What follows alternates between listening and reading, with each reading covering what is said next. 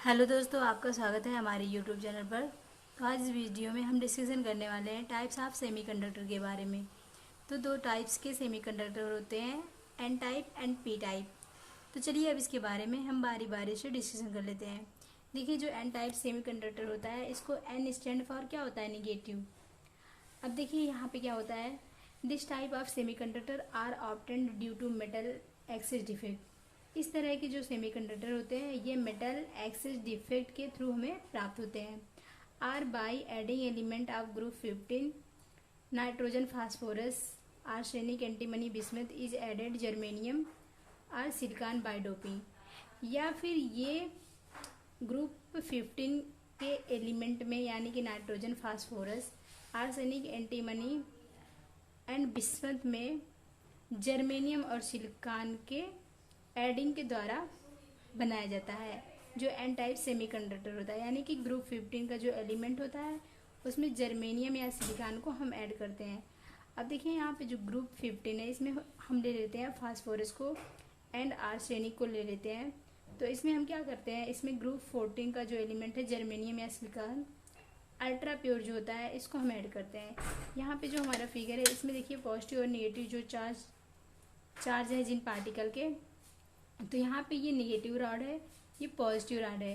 तो यहाँ से यदि इलेक्ट्रॉन इसमें ऐड किया जाएगा तो इलेक्ट्रॉन का फ्लो इधर पॉजिटिव रॉड की साइड होगा, यानी कि मेटल एक्सिस डिफेक्ट है। ठीक, तो अब देखिए यहाँ पे क्या होता है, ये जो नेगेटिव चार्ज निकलेगा तो ये इलेक्ट्रॉन का यानी कि इलेक्ट्रॉन के रूप में यहाँ से फ्लो होगा।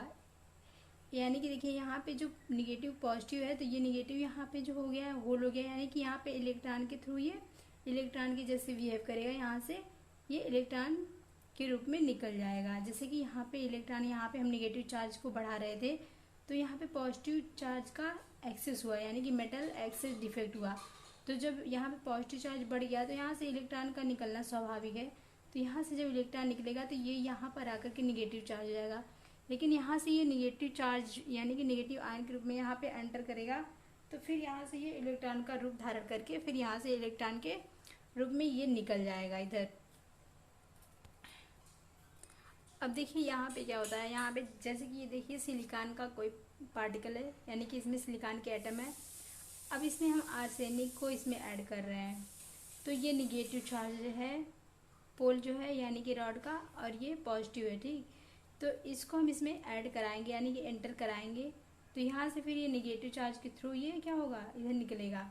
अब देखिए यहाँ पे क्या होता है, यहाँ पे सिलिकॉन का जो पार्टिकल है इसमें कितने इलेक्ट्रॉन होते हैं, 1 2 3 4 5 6 7 8, यानी कि इसके लास्ट वाले वैलेंस शेल में 8 इलेक्ट्रॉन होते हैं। ठीक, यहाँ पे कितने हैं, आर्सेनिक में कितने हैं, 1। यानी कि देखिए इसमें जो होता है कोवेलेंट बॉन्ड बना होता है, यानी कि एक जो सिलिकॉन का हो गया और एक जो होता है आर्सेनिक का होता है।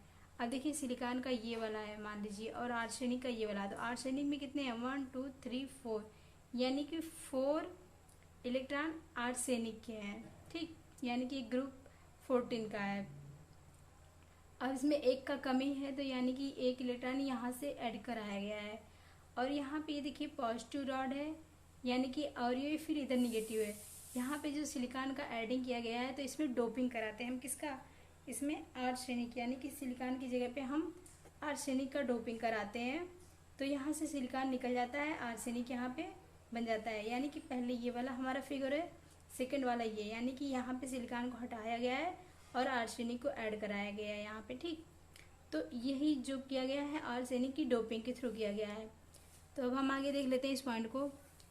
When an element of group 15 arsenic, यानी कि ग्रुप 15 का जो आर्सेनिक वाला एलिमेंट है इसको ऐड कराया जा रहा है जर्मेनियम ग्रुप 14, यानी कि added to germanium group 14 the germanium atom replaced by arsenic. यानी कि मान लीजिए यहाँ पे जो हमारा जर्मेनियम एटम है ये सिलिकॉन नहीं होना चाहिए, ये जर्मेनियम होना चाहिए, तो यहाँ पे हम आर्सेनिक को ऐड करा रहे हैं। In such cases 4 electron of impurity element are used in forming bond to germanium. यानी कि देखिए यहाँ पे जो 4 इलेक्ट्रॉन होता है, यानी कि 4 इलेक्ट्रॉन है इसके पास, 1 2 3 4, तो ये क्या हो रहा है, इम्प्योरिटी है, यानी कि इसमें इम्प्योरिटी एलिमेंट में are used is form bond to germanium. तो ये क्या, ये जो इसका यूज होता है जर्मेनियम के साथ बॉन्ड बनाने में, वाइल द फिफ्थ इलेक्ट्रॉन, जबकि ये फिफ्थ इलेक्ट्रॉन जो होता है रिमेन्स अनयूज्ड, इसमें ये अनयूज्ड होते हैं। यानी कि जो ग्रुप 15 के जो एलिमेंट है आर्सेनिक का, इसका जो फिफ्थ इलेक्ट्रॉन है ये अनयूज्ड होते हैं, ये हमेशा मतलब उपयोग में नहीं होते हैं, बल्कि किसके होते हैं, आर्सेनिक के होते हैं। This extra electron can serve to conduct electricity, यही जो एक्स्ट्रा इलेक्ट्रॉन होते हैं जर्मेनियम के, यानी कि फिफ्थ जो इलेक्ट्रॉन है, यही क्या करते हैं, इलेक्ट्रिसिटी को कंडक्ट करने के लिए सर्वाइव करते हैं। As in case of a metal, यानी कि मेटल के केस में क्या होता है, ये जो एक्स्ट्रा इलेक्ट्रॉन है फिफ्थ इलेक्ट्रॉन जो है, जो कि हमेशा अनयूज्ड रहते हैं, यही इलेक्ट्रिसिटी को कंडक्ट करते हैं।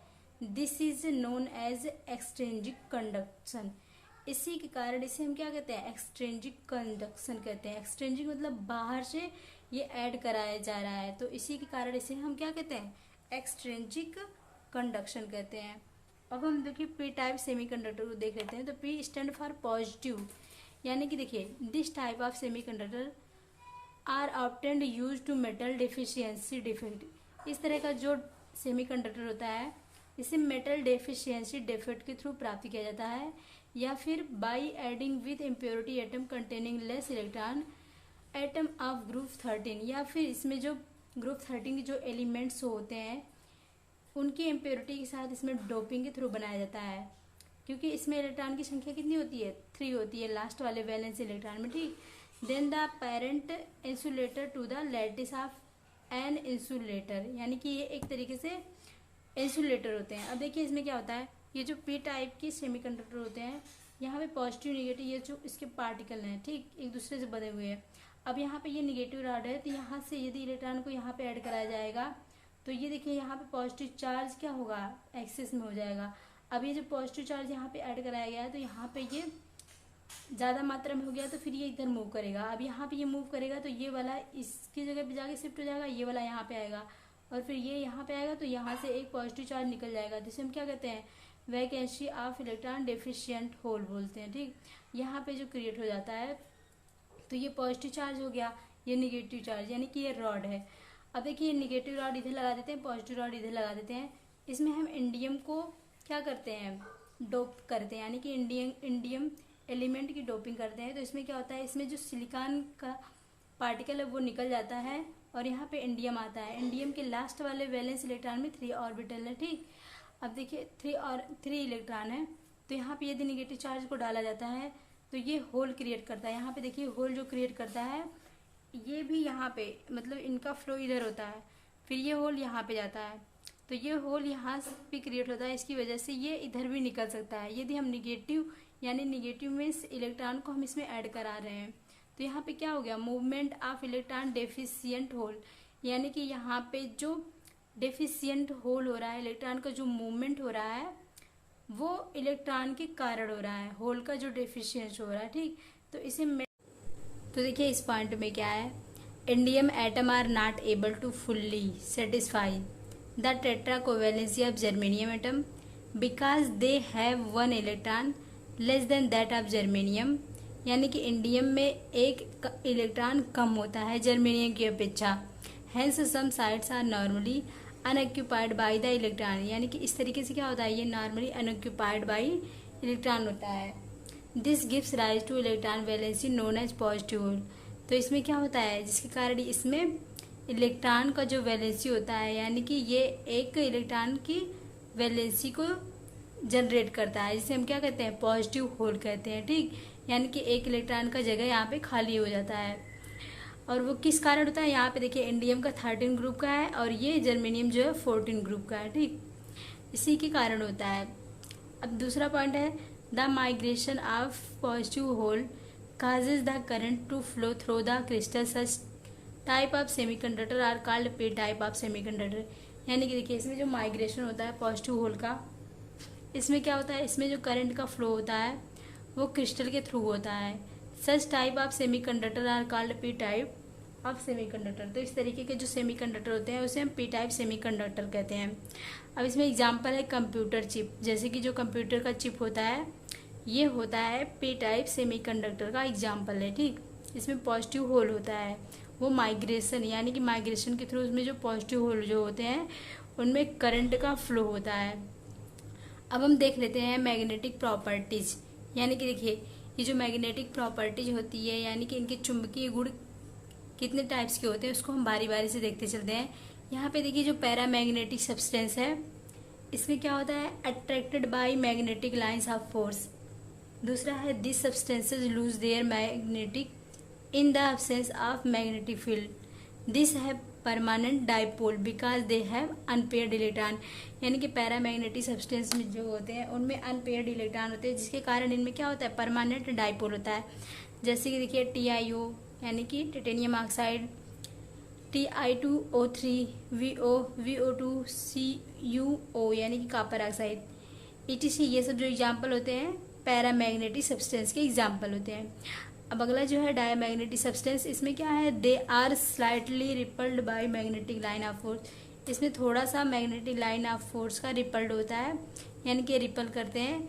They have all the electron in pair, इनके सभी इलेक्ट्रॉन जो होते हैं ये पेयर में होते हैं, जैसे कि NaCl, TiO2 एंड V2O5 यानी कि पेंटाऑक्साइड वेनेडियम, ETC। इसमें देखिए क्या होता है, इसमें जैसे कि ये देखिए यहाँ पे एक फिगर के बेस पे हम बताते हैं। यहाँ पे ये मैग्नेटिक फील्ड जनरेट जो हुआ है इलेक्ट्रॉन के थ्रू, ये N पोल है, यह S पोल है।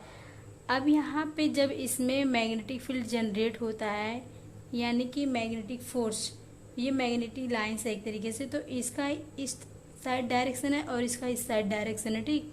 तो इनका डायरेक्शन एक दूसरे की साइड आ रहा है, ठीक। तो इसकी तीव्रता कम हो जाती है। लेकिन यदि यहीं पर ये अपोजिट डायरेक्शन में जा रहा है, यानी कि ये इधर जा रहा है, ये इधर S डायरेक्शन में जा रहा है निगेटिव से, और यहाँ पे क्या होता है, ये एंटी पैरेलल है, तो इसमें क्या होता है, अट्रैक्शन होता है। अट्रैक्शन यहाँ पे होता है बीच में, यदि ये इस साइड जाता है, ये इस साइड, तो इसमें अट्रैक्शन होता है। लेकिन यदि इसका भी डायरेक्शन इधर है, इसका भी डायरेक्शन इधर होगा, तो ये रिपल्शन होगा, यानी कि ये पैरेलल क्या करेंगे, रिपल करेंगे एक दूसरे को। तो यहाँ पे क्या होता है, एनर्जी बढ़ गई है, यानी कि एनर्जी बढ़ गई है तो इसकी स्पिन हाई हो जाती है, जिसके कारण अट्रैक्शन की तुलना में रिपल्सन बढ़ जाता है। यानी कि यदि एनर्जी बढ़ जाती है तो इनका जो स्पिन होता है हाई हो जाता है, इसके कारण जो अट्रैक्शन होता है यानी कि अट्रैक्शन की तुलना में जो रिपल्शन वाला फोर्स होता है वो ज़्यादा लगता है, यानी कि ये रिपल करते हैं एक दूसरे को। अब देखिए यहाँ पे क्या होता है, ये है फेरोमैग्नेटिक सब्सटेंस, यानी कि पहला वाला जो पॉइंट है, they are strongly attracted by magnetic line of force, यानी कि इसमें क्या होता है, स्ट्रांगली अट्रैक्ट करते हैं मैग्नेटिक लाइन्स ऑफ फोर्स को। और दूसरा पॉइंट क्या है, दे हैव परमानेंट मैग्नेटिक, ये परमानेंट मैग्नेटिक होते हैं even in the absence of magnetic line of force, जबकि इसमें magnetic line of force absence होते हैं, यानी कि अनुपस्थित होते हैं। अब इसके एग्जांपल है आयरन, कोबाल्ट, निकिल, CrO2, यानी कि ये सब इसके एग्जांपल हो गए। अब देखिए it may be noted that, इसमें एक नोट करने की पॉइंट क्या है,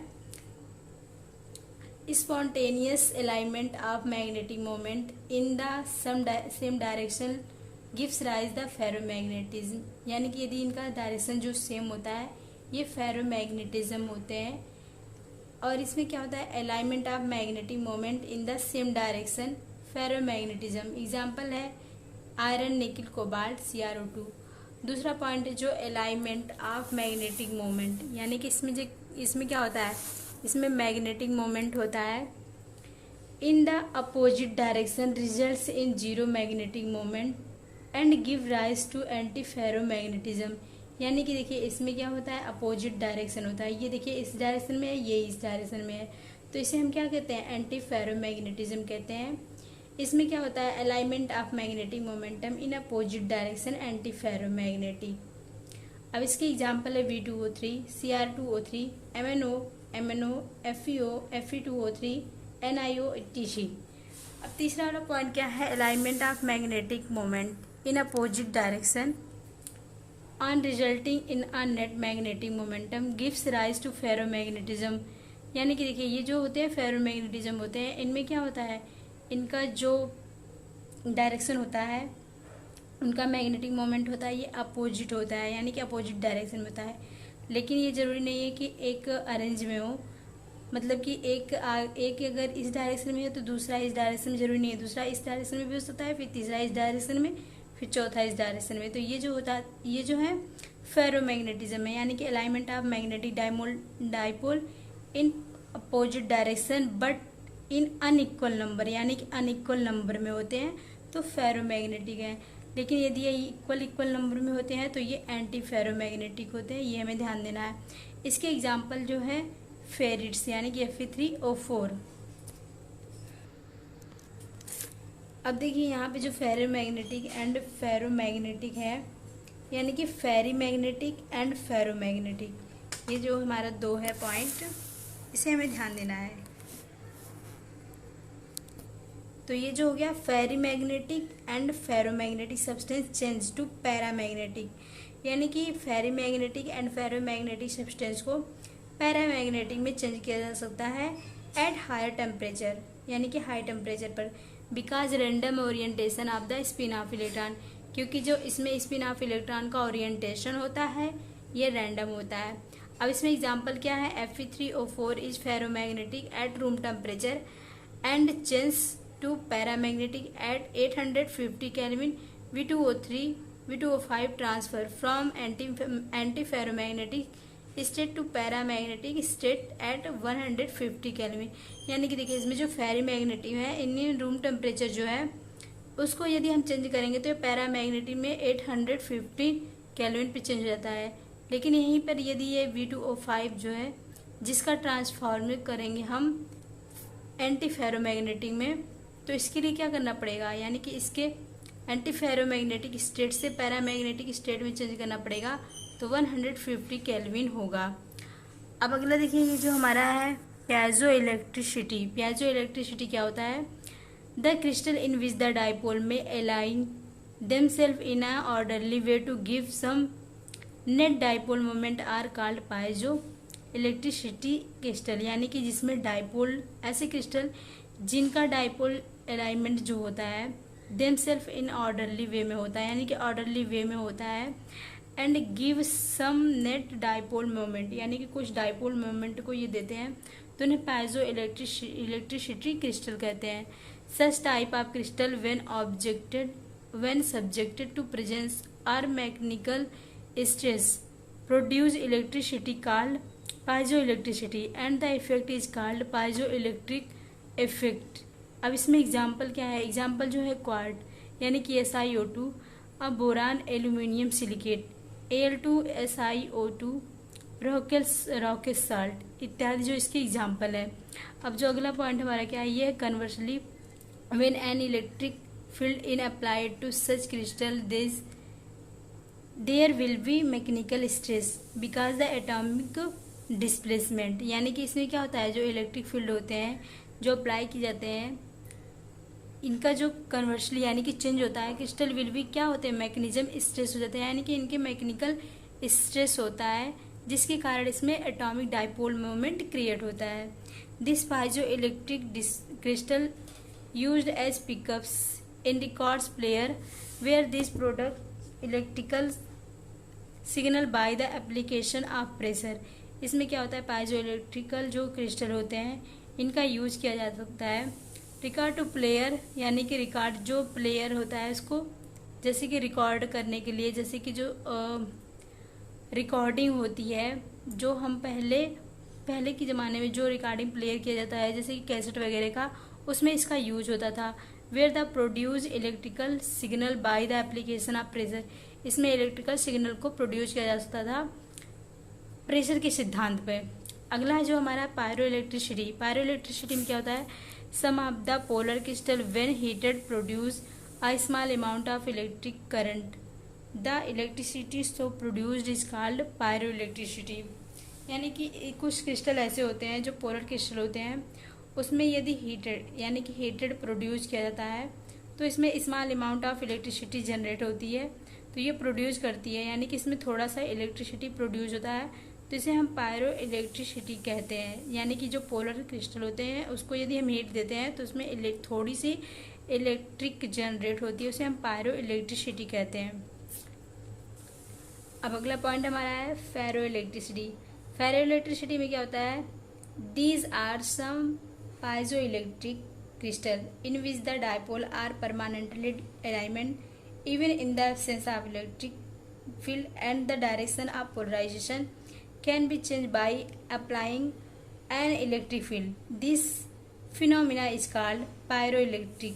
यानी कि देखिए ये जो फेरो इलेक्ट्रिसिटी होते हैं इसमें पाइजो इलेक्ट्रिक जो क्रिस्टल होते हैं उसमें क्या होता है, डाइपोल यानी कि डाइपोल आर परमानेंटली अलाइनमेंट। इसमें द्विध्रुव जो होते हैं ये परमानेंटली अलाइनमेंट होते हैं even in the absence of electric field, जबकि इसमें इलेक्ट्रिक फील्ड एब्सेंस होते हैं। And direction the polarization can be change by, और जब जैसे इसमें डायरेक्शन को चेंज किया जा सकता है यानी कि पोलराइजेशन डायरेक्शन को इसमें चेंज किया जाता है तो इसमें इलेक्ट्रिक फील्ड जनरेट होता है, जिसे हम क्या कहते हैं, इस फिनोमेना को ही हम फेरो इलेक्ट्रिसिटी कहते हैं। इसके एग्जांपल है BaTiO3 KH2PO4 यानी कि सोडियम पोटेशियम टार्ट्रेट, ये सब इसके एग्जांपल हैं। और जिसे हम रॉकेट सॉल्ट भी बोलते हैं, ये भी इसका एग्जांपल है फेरो इलेक्ट्रिसिटी का। तो आशा करती हूँ दोस्तों आपको यहाँ पे जो इलेक्ट्रिसिटी का यानी कि जो इलेक्ट्रिसिटी के बेस पे जो मैग्नेटिक प्रॉपर्टी थी वो चेंज हो रही थी उसके बारे में अच्छे से आपको समझ में आ गया होगा। तो यहाँ पे हम फिगर के बेस पे भी समझ लेते हैं कि पाइजो इलेक्ट्रिसिटी क्या होता है, पायरो इलेक्ट्रिसिटी क्या है एंड फेरो इलेक्ट्रिसिटी क्या है। तो इस फिगर में आपको अच्छे समझ में आ गया होगा। तो धन्यवाद दोस्तों, मिलते हैं नेक्स्ट वीडियो में, तब तक के लिए आप लोग पढ़ते रहिए और अपना ख्याल रखिए।